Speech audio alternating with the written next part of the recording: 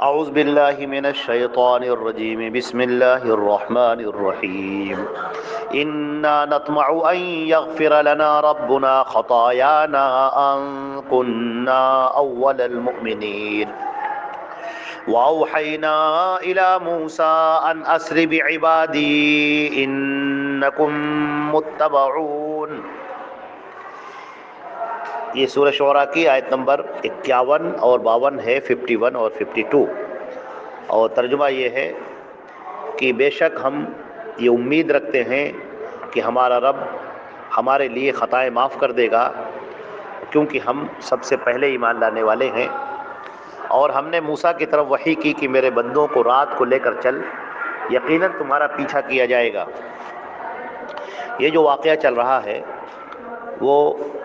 حضرت موسیٰ علیہ السلام کا فرعون کے جادوگروں سے جو مقابلہ ہوا، جہاں پر حضرت موسیٰ علیہ السلام نے جب اپنی لاٹھی پھینکی تو جادوگروں نے جو لاٹھیاں پھینکی تھیں اور جو سب سانپ بن گئے تھے، تو موسیٰ علیہ السلام کی پھینکی ہوئی لاٹھی نے سب کو نگل لیا، اور جادوگر یہ سمجھ گئے کہ حضرت موسیٰ جو پیش کر رہے ہیں وہ جادو نہیں ہے، کیونکہ جادو سے تو ہم لوگ واقف ہیں، اس کی بنیادوں سے ہم واقف ہیں۔ جادو میں ایسا نہیں ہوتا کہ وہ سب کو نگل لے، لیکن موسیٰ کے لاٹھی نے سانپ بن کر جو سب کو نگل لیا ہے، اس کا مطلب یہ ہے کہ یہ جادو نہیں ہے بلکہ معجزہ ہے۔ چنانچہ وہ جادوگر سب کے سب ایمان لے آئے۔ اب جب جادوگر ایمان لے آئے تو ظاہر سی بات ہے کہ فرعون کی وہ شان و شوکت، اس کا وہ جاہ و جلال، اور فرعون کا غضب اور اس کا غصہ، سب کچھ وہ برداشت کرنے کے لیے تیار تھے، اور ان کو معلوم تھا کہ اس ایمان لانے کا مطلب کیا ہوگا۔ اس ایمان لانے کا مطلب بالکل موت ہے۔ موت ان کو اپنی آنکھوں کے سامنے دکھائی دے رہی ہے۔ فرعون بیٹھا ہوا ہے، فرعون کے درباری بیٹھے ہوئے ہیں، وہ ظالم و جابر بادشاہ جو اپنے آپ کو رب کہتا ہے، خدا کہتا ہے، وہ بیٹھا ہوا ہے، اور وہاں پر یہ جادوگر اقرار کر رہے ہیں اور یہ کہہ رہے ہیں کہ ہم ایمان لائے رب العالمین پر، جو موسیٰ اور ہارون کا رب ہے، جس کی طرف موسیٰ اور ہارون دعوت دے رہے ہیں۔ یہ جو ایمان جب دل کے اندر جاگزی ہوتا ہے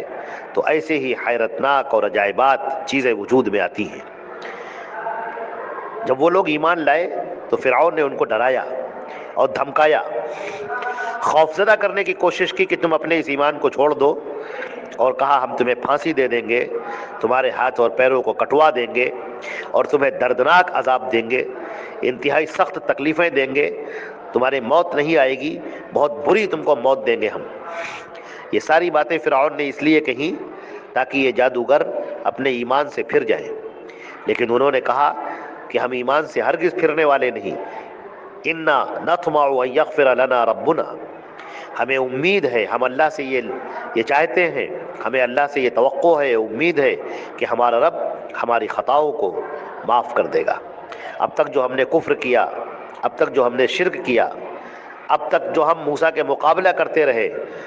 تو یہ جو ہم نے گناہ کیے ہیں، جو جرائم کیے ہیں، ہمیں امید ہے کہ اللہ میرے ان تمام گناہوں کو معاف کر دے گا،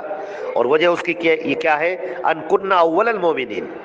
کہ ہم سب سے پہلے ایمان لانے والوں میں سے ہیں، کہ ہم پہلے ایمان لے آئے ہیں، لہٰذا اس پہلے ایمان لانے کی بدولت اللہ ہمارے گناہوں کو معاف کر دے گا۔ تو اس سے یہ بات معلوم ہوئی کہ جب آدمی کو حق بات معلوم ہو جائے تو وہ آگے بڑھ کر اس پر عمل کرے، وہ یہ نہ دیکھے کہ لوگ کر رہے ہیں کہ نہیں کر رہے ہیں، اس کے معاشرے میں لوگ اس پر عمل کرتے ہیں کہ نہیں، اس کے خاندان میں لوگ عمل کرتے ہیں کہ نہیں، اس کے گھروں میں لوگ اس پر عمل پیرا ہیں کہ نہیں۔ جہاں پر نبی کی بات آ جائے، جہاں پر اللہ اور اس کے رسول کی بات آ جائے تو پھر وہ پیچھے نہ ہٹے اور عمل کرنے کے لیے بالکل اپنے آپ کو تیار کر لے۔ اور جب وہ اس دین پر عمل کرے گا، ایسے زمانے میں جب کہ دین پر عمل کرنا بہت دشوار ہے، جہاں پر دین پر عمل کرنے والوں کو بے وقوف سمجھا جاتا ہے، احمق سمجھا جاتا ہے، دین پر عمل کرنے والوں کو پچھڑا جانا جاتا ہے، ان کو یہ جانا جاتا ہے کہ ان کو دنیا سے کوئی رغبت نہیں ہے، یہ دنیا کے بارے میں کچھ جانتے ہی نہیں ہیں، ان کو کوئی معلومات نہیں ہے، بڑے سیدھے لوگ ہیں۔ ایسے زمانے میں جب آدمی دین پر عمل کرے اور آگے بڑھ کر عمل کرے تو ایسے ماحول میں جہاں پر اسے قدم قدم پر رکاوٹوں کا سامنا ہوگا، قدم قدم پر جہاں پر اس کو روکا جائے گا، اس کو برا بھلا کہا جائے گا، اس کا مذاق اڑایا جائے گا، اور ایسے موقع پر وہ آگے بڑھ کر اسلام قبول کرتا ہے، ایمان قبول کرتا ہے، قرآن اور حدیث پر عمل کرنے کی کوشش کرتا ہے اور اپنے آپ کو حق راستے پر لے کر آتا ہے، تو یہ اس کے لیے بہت بڑا انعام ہوگا کہ اللہ تعالیٰ اس کے گناہوں کو معاف کر دے گا۔ وہ کہتے ہیں کہ ہم سب سے پہلے ایمان لے کر آئے ہیں اس لیے تاکہ اللہ ہمارے گناہوں کو معاف کر دے۔ فرعون جو تم سزا دینا چاہو دو، اور جس طرح ہمیں تکلیفیں دینا چاہو دو، اب تم ہمیں ہمارے دین سے، ہمارے ایمان سے ہٹا نہیں سکتے۔ چنانچہ یہ بات جو کہی گئی، آگے اللہ نے فرمایا وَأَوْحَيْنَا إِلَىٰ مُوسَىٰ، ہم نے موسیٰ کی طرف وحی بھیجی، ان اسر بعبادی، کہ تم میرے بندوں کو لے کر رات میں چپ چاپ نکل جاؤ، انکم متبعون، اب تمہارا پیچھا کیا جائے گا، کیونکہ اب فرعون کے سارے ہتھیار ٹوٹ چکے ہیں، اب فرعون کے پاس کچھ بچا نہیں ہے، اب مقابلہ کرنے کے لیے فرعون کے پاس کچھ نہیں ہے، لہٰذا اب وہ دلائل سے تمہارے سامنے جیت نہیں سکتا، اب گفتگو میں تمہارے آگے وہ جیت نہیں سکتا، اب اس کے پاس نہ کوئی دلائل ہے نہ کوئی براہین ہے، اب وہ تمہارا خاتمہ کرنا چاہے گا، تمہارا منہ بند کرنا چاہے گا سزاؤں کے ذریعے سے، تکلیفوں کے ذریعے سے، اور اب وہ چن چن کر تمہیں مارے گا، اب وہ گفتگو نہیں سنے گا، اب وہ تم سے باتیں نہیں کرے گا، اب وہ جہاں بنی اسرائیل کو پائے گا، جو بھی موسیٰ کا ماننے والا ہوگا، ان کی پیروی کرنے والا ہوگا، ان کو قتل کر دے گا، ان کو مار دے گا،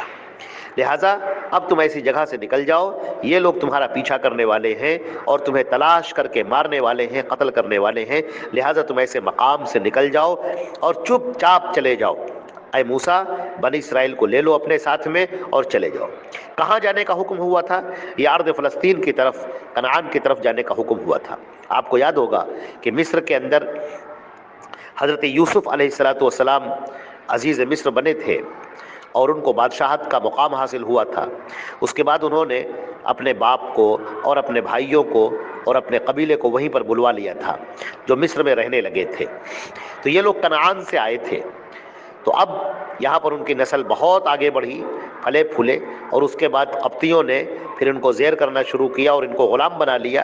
اور ان پر ظلم و ستم کے پہاڑ توڑنے شروع کر دیے، اور بنی اسرائیل میں بھی خرابیاں آ گئی تھیں، ان کے اندر بھی بتوں کی پوجا آ گئی تھی، شرک آ گیا تھا،